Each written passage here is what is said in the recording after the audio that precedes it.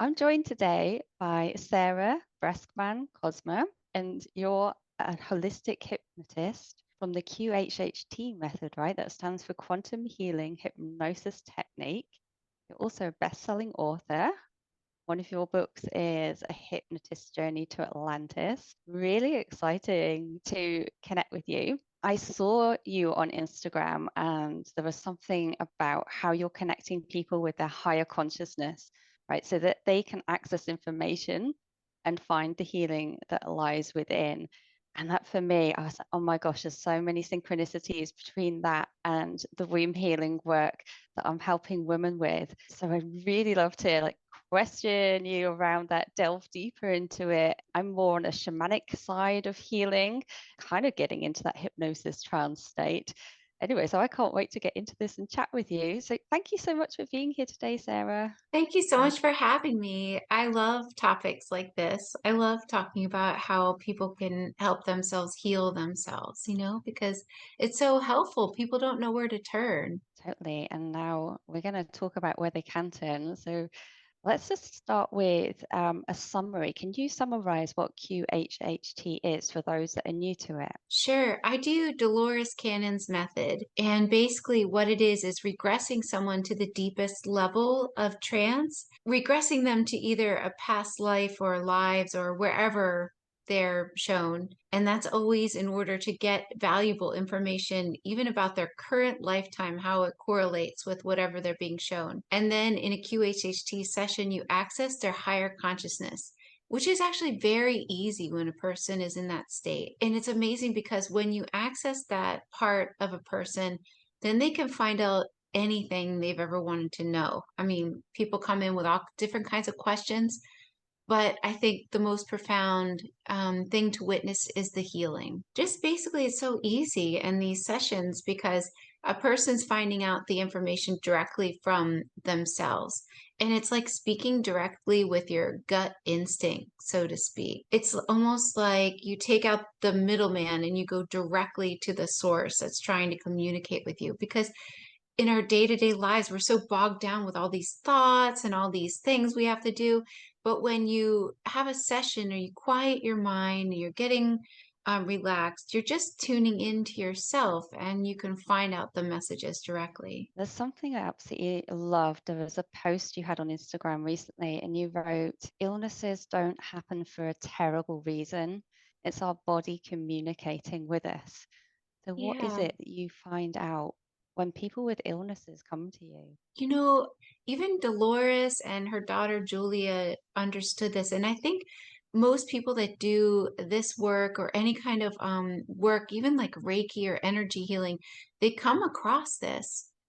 It's really, the body is not against us in any way. It's literally just a literal messenger.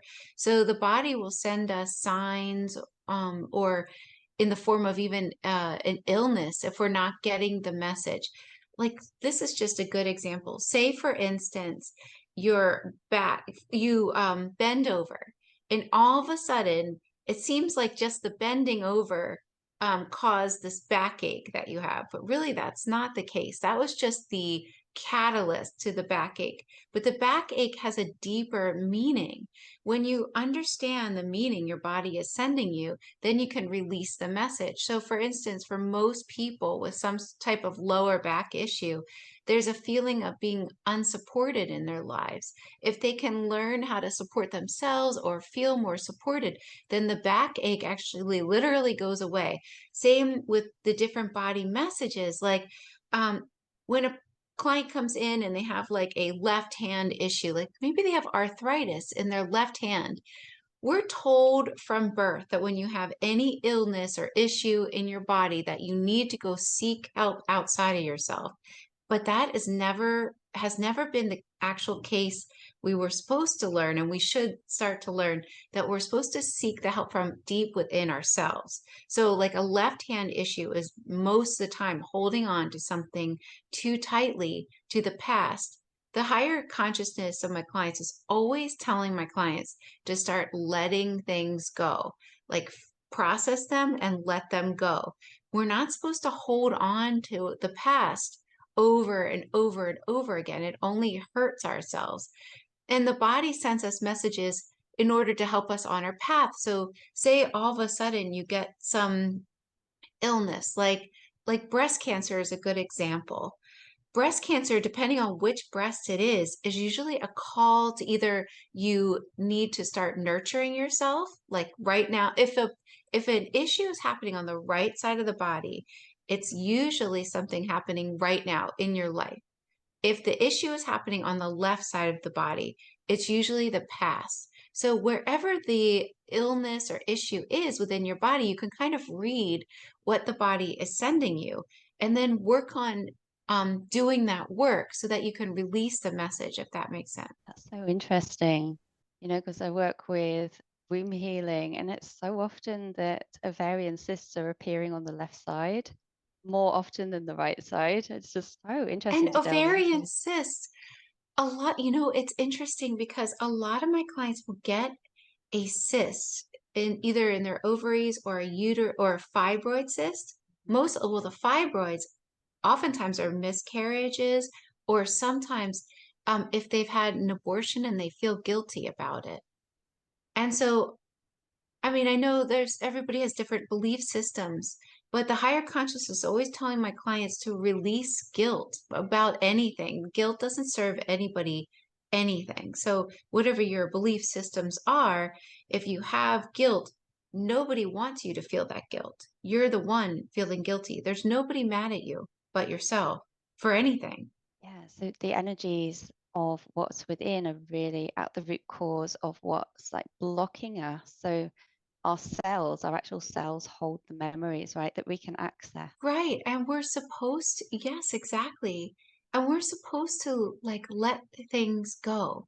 It's interesting how, if you look back on your life, how programmed we are to become a certain way. When you really like find freedom in yourself, and decide who you want to be, you can let go of this programming. Decide for yourself what you believe and start to let things go and to give your body more freedom. But it's interesting, and I find what you do really fascinating to me because as women, we're never really told about menopause either. I haven't gone through it yet, thank God. But I have a lot of clients that have, or clients that are absolutely devastated by it. And I feel like as a society, we don't talk about these things at all. Like, we don't really tell women how it really is when you have a child. It can be really, really hard. We don't talk about that. And menopause, we don't really talk about that. And the higher consciousness has said that menopause is an extremely spiritual experience.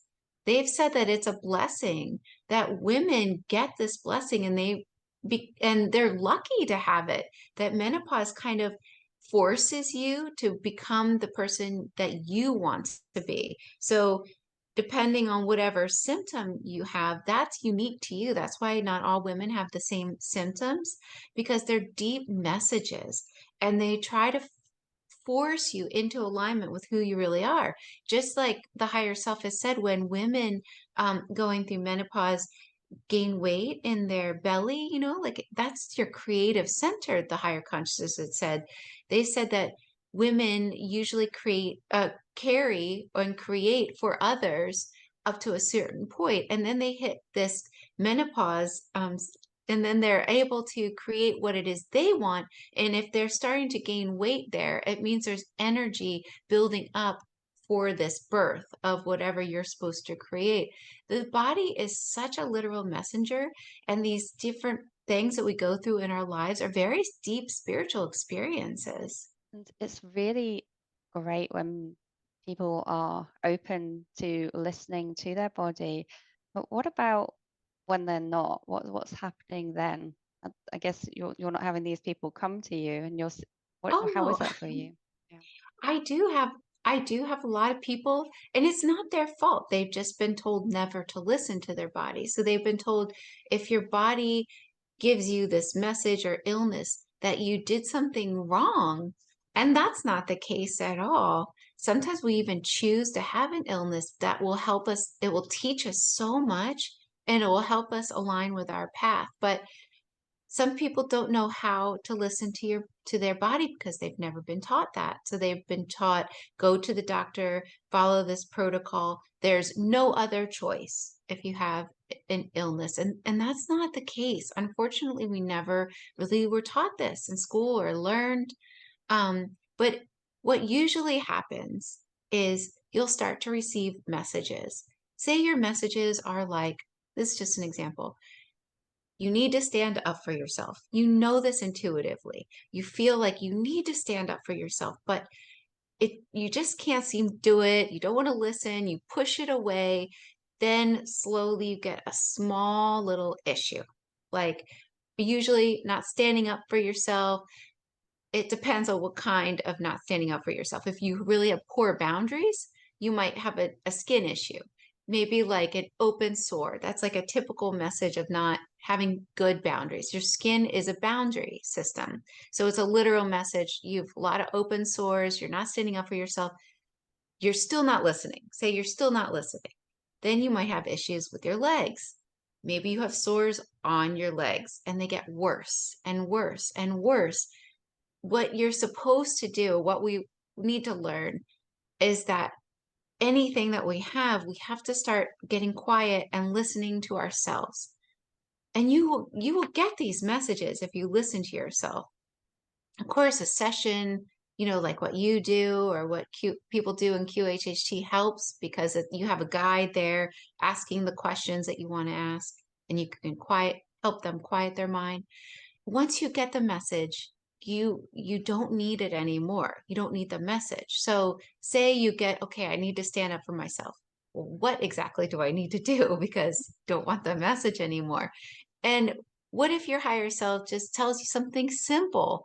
Like anytime, this is a typical example, anytime you feel like somebody is crossing your boundary, then they are crossing your boundary. So you need to draw the line there, create a barrier around yourself. Then you don't need this open sore anymore, because you've put it into action, what it is you need to do. I love that, the different areas of our bodies are associated with different things in our lives as well. And that really draws me, of course, back to the womb and the womb work, because it's what I do. And I really feel like infertility and womb blockages are on the rise. We know that the birth rates are declining in America, in many of the European countries. And yeah, infertility is rising. Why do you think that is? Well, it's interesting. I think if a person wants deep down in their subconscious, in their deep belief to have a child, then they will, because there's a child drawing them to have that child. But oftentimes people have a deep down belief and if maybe even a fear that they don't want to have a child.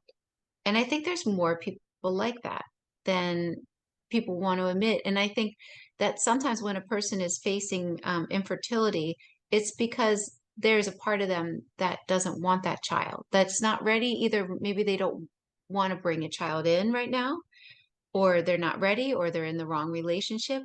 Because I can't tell you how many clients I've had that have tried everything, IVF, all kinds of treatments.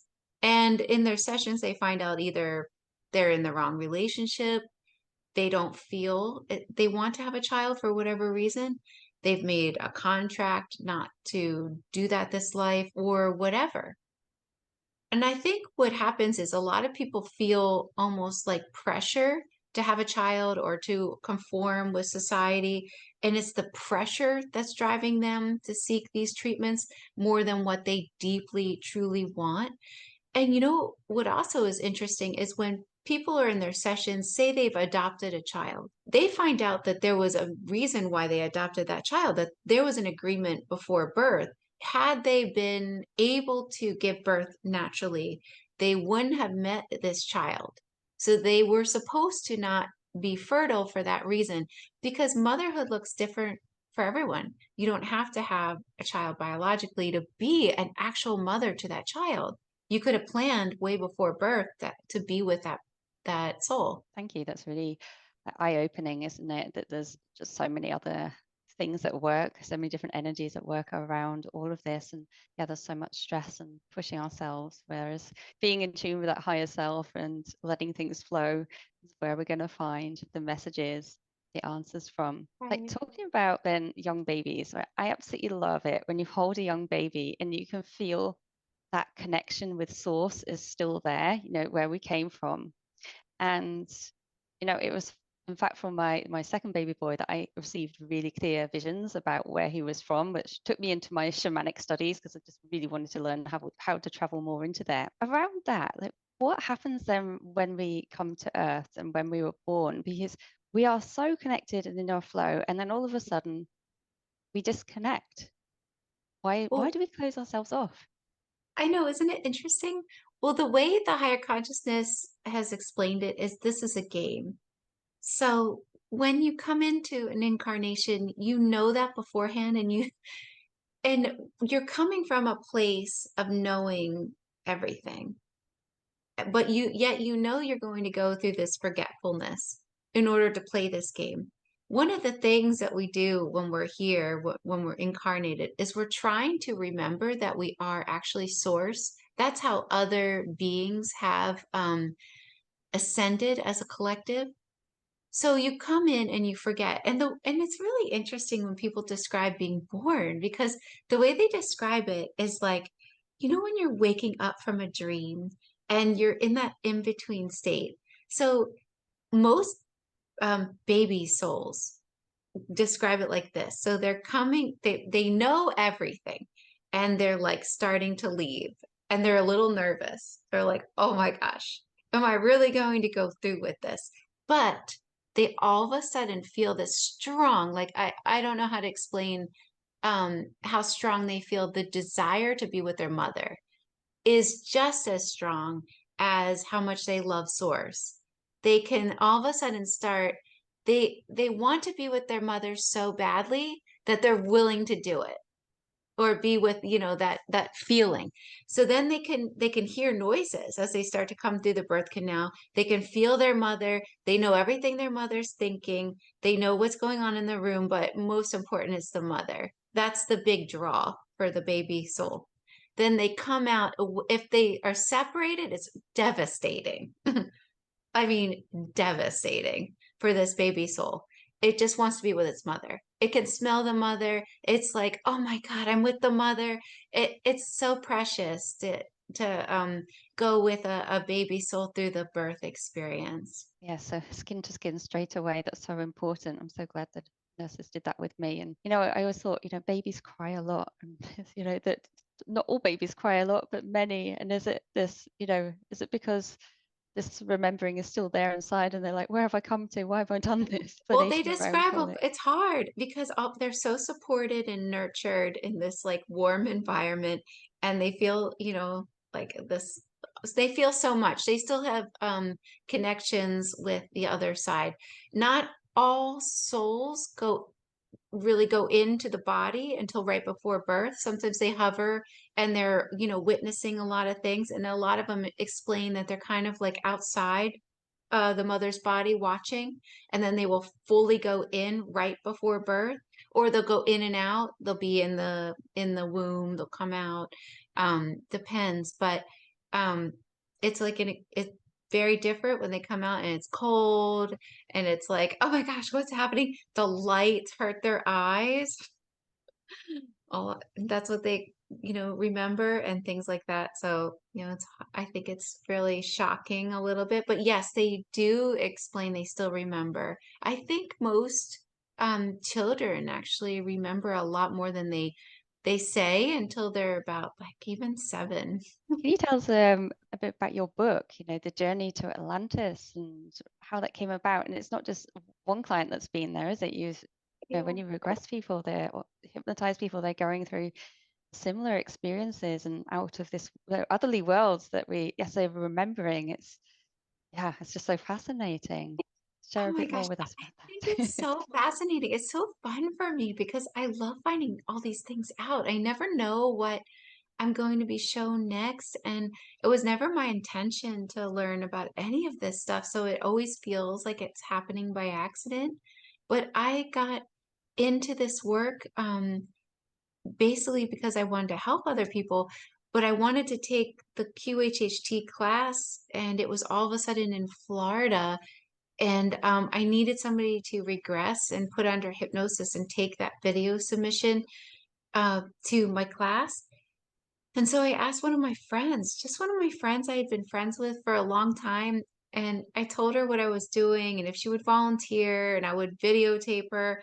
But I told her, look, you can find out anything you want to. I mean, you can find out about past lives and you can find out who you really are and your true purpose. And you can even heal yourself if you have any health issues.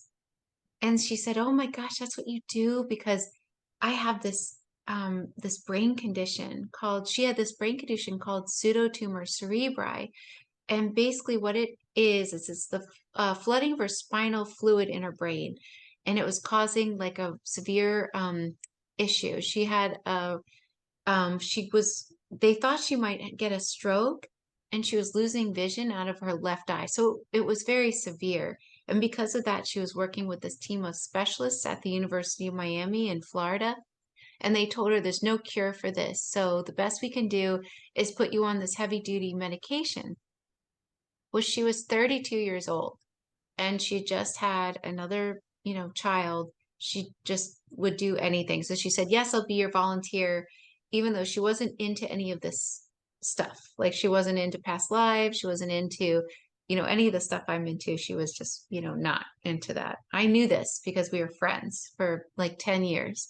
So in our first session, when I'm, regressing her, so I wanted just to volunteer, she remembered this ancient civilization. And it was amazing because it was this ancient civilization in the South Pacific, is where we could tell it was when she had left that life and looked at everything from a map. She could tell it was in the South Pacific. And it was run by women. It was women led because women were the natural leaders. And the reason why women were the natural leaders in a lot of these ancient societies, I came to understand, was because women had knowledge they would pass from the mother to the daughter. It was just automatically passed through the subconscious. And they never had to tell their daughters any of this information. They would just be born with it. And this information was knowledge about certain plants, what kind of plants had different properties, how you could use nature and things like that. And this knowledge was so important. That's why they were the natural leaders, because if you didn't have that knowledge in your society, it could kill you. So that's why the women were the natural leaders. And they were also thought of as more compassionate leaders as well. So she grew up in this type of society. It was very compassionate. Um, Everybody seemed to have a role. There was no competition whatsoever. And it was just a very beautiful culture. But she could describe it in so many details, which I found fascinating because she didn't believe in past lives. But then she realized that there were these really advanced people that kept coming to her, her like it was a very large island, and she would describe it with like these smooth pebbles. It was very calm coastline where she lived in this place. And these visitors started showing up and they wanted something from her people. But when they couldn't get it, they took her, my friend, she was recounting a different lifetime, took her as a prisoner and destroyed the whole society with these massive, like tidal waves. What they had was atomic like devices that they set off in rifts under the ocean. And it created these massive tidal waves that came from two different areas. But these were not regular tidal waves. They were so massive they were able to sink the whole continent. They were programmed to do that because they were using this major technology. And then she spent about 60 years as a prisoner in this place that was highly advanced. So we came to understand was this place called Atlantis. Neither one of us were experts on this place whatsoever. I had heard of Atlantis, of course, but the details that she was recounting were so astounding. I mean, yes, I've heard information here and there about these places, but nothing in the way of these type of details. I mean, these were like eyewitness memories. So after she went through this past life, I asked her higher self, why did you show her, this lifetime? Could have shown her any lifetime. And they said, the two of us had decided before this incarnation how we would come together, we would uncover this information, and we would share it with the world. That the world or the consciousness had been waiting for thousands of years to receive and remember this information. That the information was so powerful that even if you heard about it, it would create change within you. You would be like triggered in some way, and you would start to change, actually become more of the person you've been meant to be. And they said it was so important. We had tried many times to share this information. And in fact, she remembered she had come here in the 1970s to try to share the same information. She was called crazy because it was too soon. Yeah. And she was lobotomized. And she actually remembered that she was put in the Bellevue Mental Hospital. They lobotomized her and she jumped off the Brooklyn Bridge. And what she was doing was sharing information about these places, about this lifetime. And that her higher self said that we have hit a point in our evolution where it's safe to share this information again. And the two of us decided we would do this again. So I asked her higher self, well, what is the very root cause of her brain condition? You know, the very root cause. And they said it was just the catalyst for her to see me, that she would have never had a session without having a catalyst, which was true because she would have never had a session with me. So then I said, well, okay, she got that message. Can you release and heal it now? And they said, yes. And my friend could feel it draining, like behind her left eye. She could feel it. Yeah. And so after the session, she felt so much better that she decided she was going to see what happened if she stopped taking her medicine. These are her choices. Yeah. She went back to her team of specialists and they did a scan and they couldn't even believe it. She was healed. They said they had no reason behind it. They called it a medical miracle, but she was very happy. She was so happy because she felt like she was given her life back, because it's devastating when you have a diagnosis, you're afraid, you don't know what to do. And at the time she was only 32. So we decided, well, we better work together again. If something this powerful or this information is so important, let's find out what it is we need to share with the world. So that's what we did. And that's how I wrote my first book, A Hypnotist's Journey to Atlantis. This is incredible. Wow. Just think of all those other like secrets that are out there that are ready to be opened up as well. And people actually have that way to tap into it.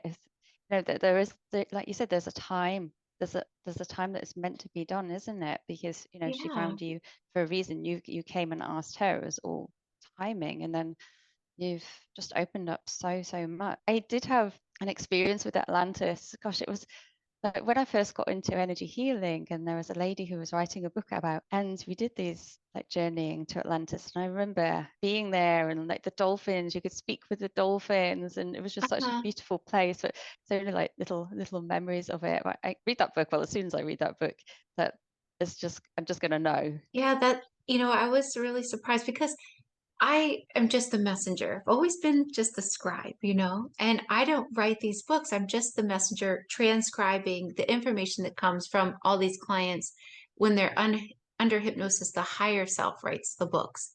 But it wasn't until after I published it and the aftermath of the books where people were healing themselves. They're like, oh, I read this book and I healed blah, blah, blah, blah. I read this other one because there's such a power in knowledge. It's like, that saying, knowledge is power. It really does help you transform your life when you understand certain concepts, I think.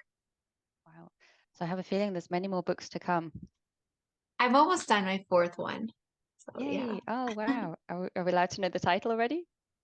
Well, it's about Avalon, this mystical place in Europe. Yes. Near Glastonbury, right? Yes. Mhm. Yes. Yeah. Oh, wow. Very excited about that. That's an amazing area to go to. And there's so much energy around there that's kind of very mystical still. So can you tell me something about Rhesus negative, so the blood type Oh, sure. 0 negative, and green eyes and astigmatism? Because it's been popping up quite a few times for me recently. And, this is something that I've got. I know you posted about it just the other day. Oh, that has come up right now. We're about to talk with each other. Tell me more about this. Okay, well, it's funny because I didn't believe this at all. I didn't think that there was anything that was like a sign if you had a certain eye color. But over and over and over again, it's been coming up through my sessions. So that's why I even posted one of my like two little clips where these people obviously don't know this information, and the higher self is saying, that's from this, that's from this. It's really fascinating that we choose different clues to remind ourselves about certain traits within ourselves.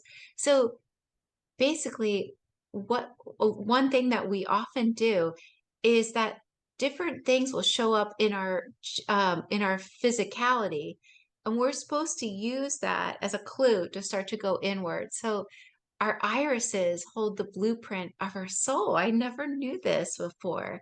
If you look at your iris in the mirror, apparently all the rings will show you where your soul has been.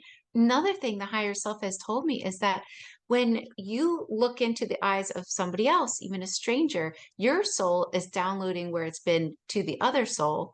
And that soul is downloading information back to you. So, really, the eyes are the windows of the soul, and the soul is reading each other through the eyes. It's really fascinating. But you can tell a lot about yourself based on your eye color and your blood type, even. I never understood this. So, okay, so say you're Rh negative, what the higher self has said, and not just through one client, I'm talking a lot of clients, is this was considered the gift of the stars.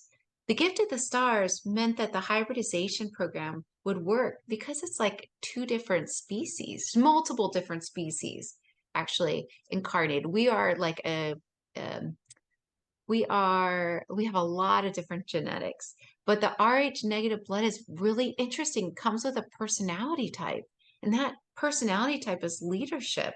Just like all the other blood types have a certain personality type to them. I never knew this. Green eyes also are often a sign, and this is very general, that you're a psychic, or you have psychic abilities. Sometimes the green eyes show up as a sign that you're being given information from this star system called Lyra, and you're bringing in very high level information down onto the earth plane, and that would show up as green eyes. So it doesn't matter if your whole family has green eyes. It could be a sign that you are one of these people too. Some of the telltale signs are that electronics don't really work in your presence because you're carrying in such a high frequency that it can break stuff around you. So be careful of your friends with green eyes. They're like that, and they have Rh negative blood and combined with astigmatism. So what I found interesting is that every single side effect also has a counterpart of an ability. So like we are so quick to say, oh, that's a disability, but it's actually a huge ability. And we've never been taught that either. So astigmatism is actually comes from an ancient ability to be able to see into different dimensions because of the different shape of the eye. And a lot of the pharaohs had reddish hair, green eyes, Rh negative blood, and astigmatism. And what's amazing is that type of combination and that blood type is very like royal, and considered the gift of the stars. It's really interesting. Wow. If you have like A blood type, a lot of people with A blood type can activate their DNA, and this is just general, activate their DNA by going to a place like Glastonbury, because they actually have within their blood type different abilities to read the megalithic structures from there. And if they just put their hands on some of these structures, it can activate things within them. It's really interesting. A lot of people with A blood type, or even other people that are reincarnated as the Fae or fairy realm, will notice a telltale sign that they have anemia. And the reason why they have anemia is because in their soul DNA, the fairy realm was so against iron. It's like it was so repulsive to them that in their current lifetime, it shows up as a clue. Like, look, you might be reincarnated from the fairy realm. And this is just a clue, though. You don't need to repel iron in your current lifetime. This is just a soul imprint clue, so to speak. there are new people coming, or there are new waves of souls coming in to bridge the gap between the fairy realm and humanity. Because as the consciousness grows stronger on our planet, we're going to start to see all these different realms and dimensions that we haven't been able to see. And there's a lot, especially the new children coming in, and especially between 2013 and younger, are very advanced souls. And a lot of them can see fairies and into these different dimensions. And they choose to only come into situations where there's at least one parent open enough that they are allowed to believe in whatever they want to believe in. They would not choose a situation where both parents are not or against it. And these are very special souls that are carrying this, are being the bridge to bridge the gap between these fairy realms. But even like if you look at your iris and you see different sparks of light in your iris, a lot of times that's a telltale sign that you are communicated with from like Arcturians or other high level beings. It'll show up as different sparks of light in your eyes. And it's so interesting because I've got so much consistent information from the higher self about this. Like hazel eyes, the different flecks, that would be a good telltale sign. If you have deep brown eyes, it could be a sign that you have reincarnated many, many times. You're a very old soul from the earth realm, that you've just been here on earth for a long time. Or you could be transmuting information from the inner earth to the upper earth plane. That's possible too. Or you come from a star system that's very far away from the sun. It's just different genetic clues that we have that actually mean something. And I never knew this. Like the B blood type oftentimes carries a lot of information from Lemuria. Same with the O blood type. So like if you have the O blood type, a lot of times you could read information from Egypt or Atlantis, both of those, even even Lemuria though. But if you went to a place like Egypt, that could even activate your DNA. So it's really interesting. You know, there's that book, Eat for Your Blood Type, and I didn't realize that there was so much that went into our blood type and our genetic codes and our irises. So much to find out. There is. It's absolutely fascinating. I'm only just starting on that, and I can't wait. Everything you've said makes sense, and I'm thinking about, okay, I know I have green eyes and astigmatism, and I feel the Arcturian, so I'm going to be looking for those sparks of light in my eyes now, really going into that. And my eldest son, he has really deep brown eyes, and we have no idea where they're coming from because, looking back in the generations, no one's got these deep brown eyes, but he is such a wise soul, really is. But the same with the Rh negative blood type. My mum said to me, I have no idea where it came from. And then both my sons have got it as well from Oh, me, I wow. assume, or it's just meant to be that way that they've got it as well. So what a fascinating subject, and look forward to the next book on that one as well. It's Thanks so just, much. Yeah, I mean, it's really fascinating to me and it's really fun for me. Like, I love this stuff. I get to find out anything.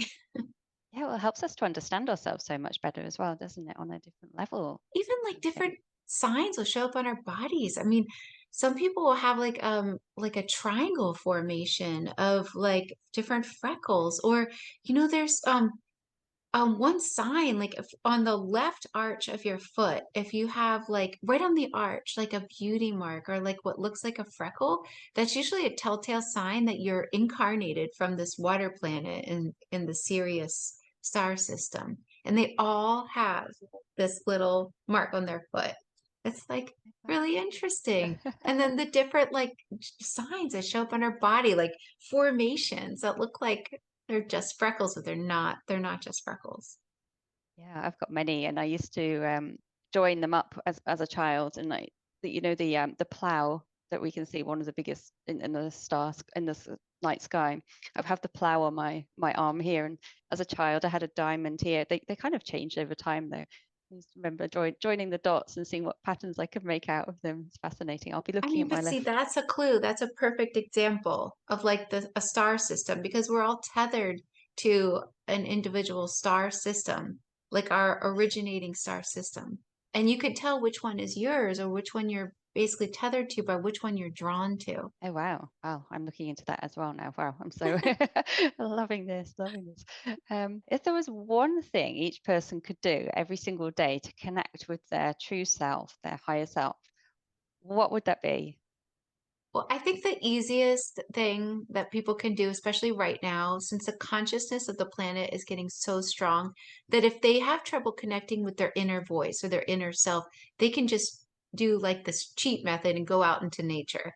Because nature is a reflection, everything's a reflection of your internal world anyway. So if you go out into nature, just ask and you'll see it in the form of animals, maybe the trees, but just be open to whatever you see. And the more you develop a relationship with your natural surroundings around you, the more it will respond and show you things, give you cures. You know that if you put your feet into your area, like wherever you live, I know maybe it's cold in some areas. If you put your feet on the ground and you just connect, just say, I want to connect with your natural environment will respond by growing cures for whatever ailments you have out of the blue. So like be careful what you consider to be weeds, because oftentimes if a new weed sprouts up, try to Google it and see maybe this is a cure to something that you have because your natural environment is responding to you. Out in nature, and I do love going barefoot out in the garden, even at this time of year. It's just so good to connect. All right, we'll take that one away with us. Thank you. And Sarah, how can people find you? Where's your next event happening or events? Because I know you're quite often on the road. And how can they book a session with you? Well, you can find out what I'm up to next with if you go to my website, theholistichehypnotist.com. But what I really love to do, what I've been starting to do right now is to do 3-day workshops. So basically, it's 3 days of past life regressions, deep inner healing methods, connecting with their higher self so they can learn how to connect with their higher self. And then they can also learn how to connect with the best and highest version of themselves. They can really accomplish so much and find out their purpose in these 3-day workshops because they're designed to give you like everything at once.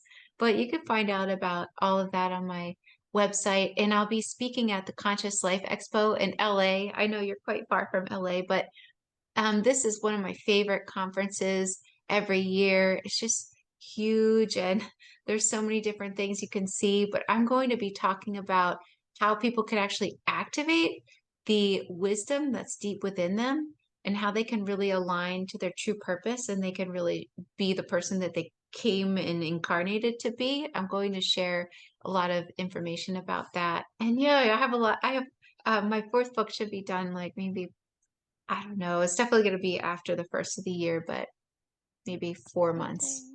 Oh, I can't wait for all of this. Wow. So everybody go to Sarah's website, find out where she is, how you can speak with her, what the titles are of her books, and delve more into this, really find out where you came from, what are you about. And Sarah, thank you so much. It's been really incredible chatting with you. Thank you so much for your time today. Really appreciate it. And thank you Thanks for so everything that you much. do. Thank you. And you too. Thank you so much.